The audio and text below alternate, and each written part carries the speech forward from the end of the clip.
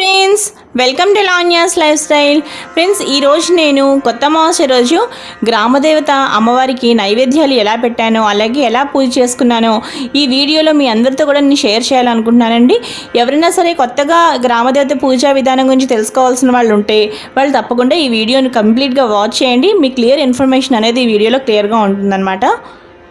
కొత్త అమావాస్య అని ఎందుకంటారంటేనండి, ఉగాదికి ముందు రోజు మనకి ఈ అమావాస్య అనేది వస్తుందన్నమాట. అందువల్ల దీన్ని కొత్త అమావాస్య అంటారు. ఉగాది నుంచి మనకి కొత్త సంవత్సరం ఎలాగా ప్రారంభం అవుతుంది, ఆ ఉగాదికి ముందు రోజు వస్తుంది కాబట్టి కొత్త అమావాస్య అనే పేరు ఉందండి.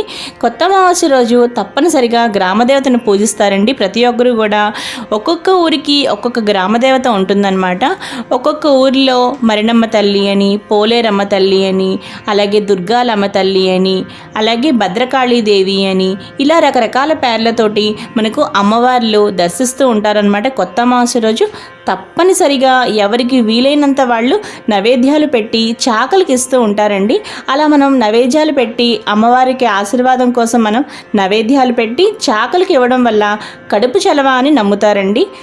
అలాగే గ్రామదేవత పూజ ఎలా చేసుకోవాలి అంటేనండి, దేవత పూజ చేయాలనుకుంటున్న వాళ్ళు, అలాగే అమ్మవారికి కొత్త అమావాస్య రోజు నైవేద్యాలు పెట్టాలనుకుంటున్న వాళ్ళు ఏం చేయాలంటే, ఉదయాన్నే లేచి చక్కగా తలస్నానం చేసి అమ్మవారికి చక్కగా మనం ఈ విధంగా చక్కగా ఒక పీట తీసుకుని ఆ పీటకి చక్కగా పసుపు రాసి చక్కగా బియ్య పిండితో ముగ్గులు వేసి చక్కగా కుంకుమ బొట్లు పెట్టి ఈ విధంగా మనం అలంకరించుకొని చక్కగా నైవేద్యాలు పెట్టాలండి.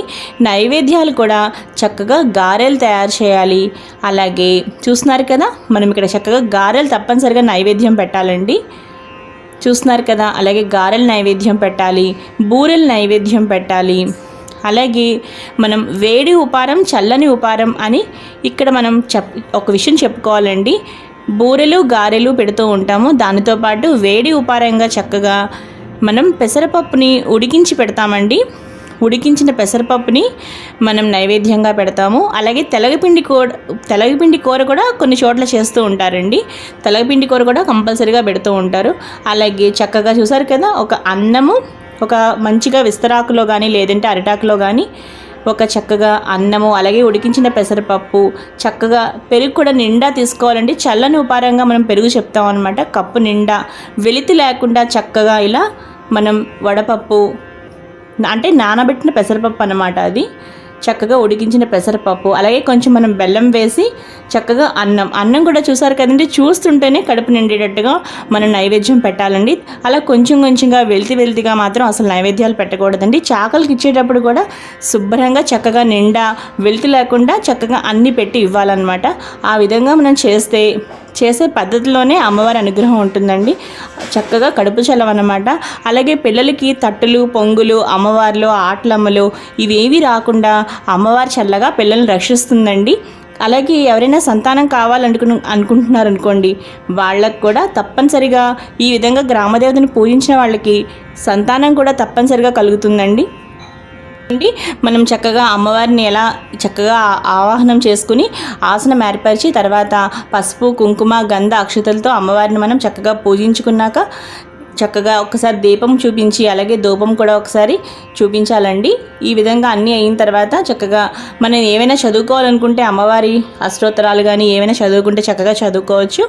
చక్కగా ఈ విధంగా మనం గ్రామదేవతను పూజించాలండి. తప్పనిసరిగా ఇది కొత్త అమావాస్య రోజు తప్పనిసరిగా నైవేద్యాలు అనేది చాలా ముఖ్యమైన విషయం అండి. ఇప్పటి నుంచి కాదండి, ఇది పూర్వం నుంచి కూడా పెద్దవాళ్ళు ఆచరిస్తున్నదేనండి.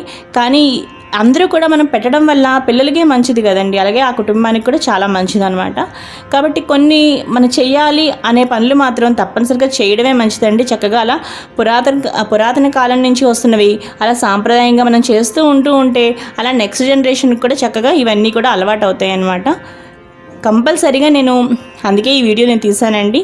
ఎవరైనా తెలియని వాళ్ళు అయితే మాత్రం తప్పనిసరిగా ఒకవేళ ఈ సంవత్సరం చేయకపోయినా మళ్ళీ సంవత్సరం అయినా సరే, సంవత్సరానికి ఒక్కసారే కదండి మనం నైవేద్యాలు పెట్టినా ఏం చేసినా నైవేద్యం పెట్టి చక్కగా చాకలికి ఇవ్వండి. శుభ్రంగా వెలితి లేకుండా నిండా చక్కగా చేసి ఇవ్వండి. అంతా మంచి జరుగుతుందన్నమాట.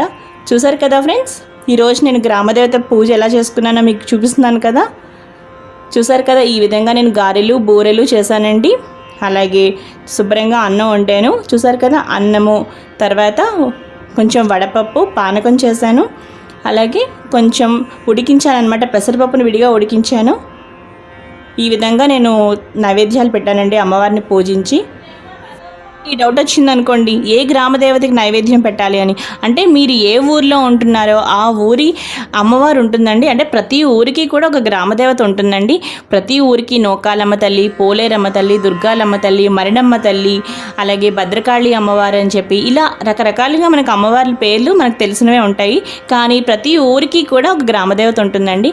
తప్పనిసరిగా ఆ గ్రామ దేవత ఆకలి తీర్చాలండి. చక్కగా అమ్మవారికి శుభ్రంగా కడుపు నిండా మనం ఆ రోజు చక్కగా అన్ని రకాలు మనం చేసి పెట్టి మన అమ్మవారి ఆశీర్వాదం తీసుకోవడం, అది కూడా సంవత్సరానికి ఒక్కసారే మనం చేస్తూ ఉంటాము. అందులో ఏ వెల్తీ లేకుండా శుభ్రంగా చక్కగా చేసుకోండి, అంతా శుభ్రం జరుగుతుంది. అలాగే ఇంకొక విషయం ఏం చెప్పాలనుకుంటున్నానండి, ఒకవేళ మీకు తెలియకపోతే ఆ గ్రామదేవత ఎవరో, మీ ఊరిలో ఉండే గ్రామదేవత మీకు తెలియదు అనుకోండి, తప్పనిసరిగా మీరు తెలుసుకుని చక్కగా ఆ గ్రామదేవతను పూజ చేయండి. ఒకవేళ ఈ సంవత్సరం మీరు చేయలేకపోయినా మళ్ళీ సంవత్సరం అయినా సరే ఇప్పుడు ఈ వీడియో చూసి ఎంతో అంతమందికి తెలిసింది అనుకోండి, వాళ్ళు ఆ విధంగా షేర్ చేసినా కూడా మిగతా అందరికీ కూడా ఈ విషయం తెలుస్తుంది కదా. కాబట్టి మీరు తప్పకుండా సరే ఇది పాటించండి. మీ అందరూ కూడా హ్యాపీగా ఉండాలని నేను కోరుకుంటున్నానండి. చూసారు కదా, ఈ విధంగా ఈరోజు నేను కొత్త మాసంలో చక్కగా అమ్మవారిని ఇలా పూజించి నైవేద్యాలు పెట్టానండి. ఇప్పుడు నేను చాకలికి కూడా ఇస్తున్నానండి. ఇవన్నీ కూడా చూసారు కదా. ఈ వీడియో మీకు నచ్చితే లైక్ చేయండి, షేర్ చేయండి, అలాగే సబ్స్క్రైబ్ చేసుకోండి. మరిన్ని డివోషనల్ వీడియోస్ కోసం చూస్తూనే ఉండండి Lavanya's life style. Thanks for watching.